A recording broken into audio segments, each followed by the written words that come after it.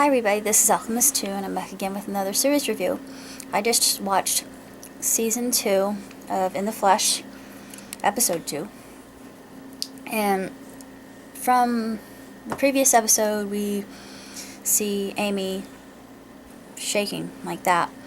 And then we realize that she's not been taking her neurotriptyline, or whatever that drug is called, to keep the partially deceased syndrome sufferers from becoming rabid.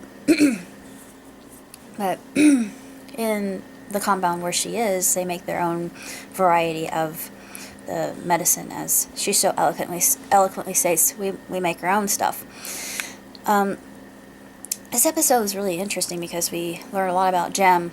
Sorry, I hadn't remembered her name from previous episodes, but Jem, she actually had killed her best friend's father. Well, the only reason that this particular girl had become Jem's friend is because she thought she was a badass for killing so many rotters, and she really hadn't. She had actually hesitated, and we all remember that from the actual Rising. And Kiernan was there, and he was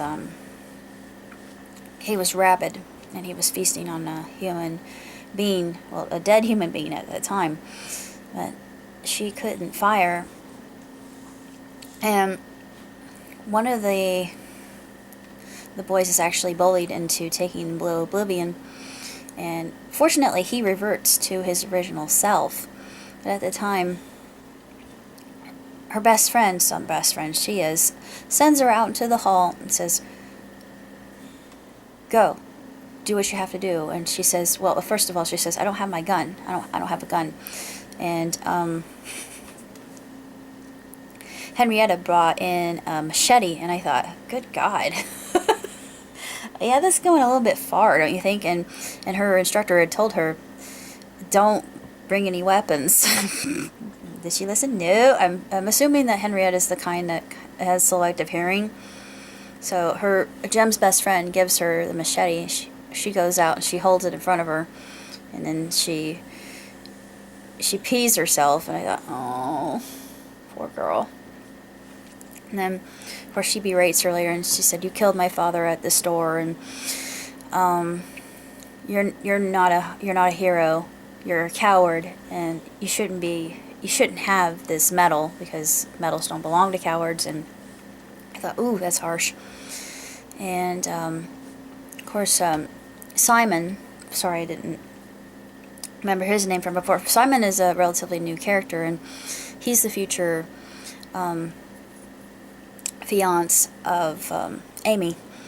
And they have this little club that they go to. It's kind of like this nightclub speakeasy thing, and their code word to get in is the goddess Ishtar. That actual phrase, the goddess Ishtar. And they have this nightclub and they play Skrillex music. I thought, yeah, I can dig it. And they're all in there dancing to this Skrillex music. And then Jem's little infatuée, unfortunately, she shoots him. I thought, because I didn't see that, I thought, why? It's awful. That's so terribly twisted and wrong, and I wanted to see them together, even though he was kind of eclalic and irritating, but he was just so cute. I thought they would have made a really good couple, because he saw her flaws and he still loved her anyway, and it was an adoration. It wasn't just love or a puppy dog crush. No. It was an actual devotion, and I just thought that was sweet. Not really sure what Martin is up to, Mrs. Martin. I've forgotten her name from before the first episode, but Ms. Martin, she's up to something, and she actually took the parsonage records with her, and I thought, why would you need those records anyway? And then she starts this whole objective for the partially deceased sufferers to give back to the community, and I thought, she's kind of treating them like criminals, and they did nothing wrong. Well, yeah, when they weren't their original selves taking the neurotriptyline, they destroyed and and demolished and ate people, but they really couldn't help that. That was just their natural state. And of course, there are a lot of ethics that are brought into mind. It's kind of like the story I wrote. I wrote 2 parts called Zombie Ethics, and I wrote it from the point of view of a woman who's becoming a zombie, and she falls in love, and they raise a family together. Of course, initially she dies and goes to heaven, but it's a good story. It's one I really enjoyed writing, a lot better than Warm Bodies. No offense, but this is a lot better than Warm Bodies too.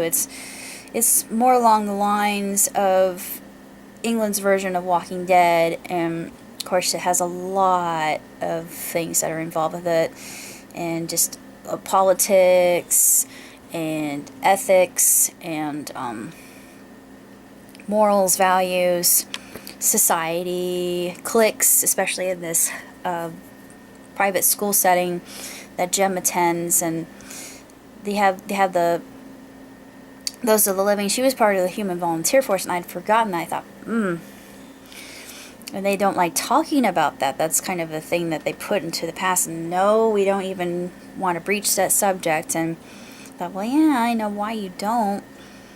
And of course, all heck breaks loose when that young boy takes the blue oblivion, and well, he returns to himself, like I said. But this is a great episode, and I'm looking forward to episode 3. So live long and prosper, everybody. Ciao, tutti.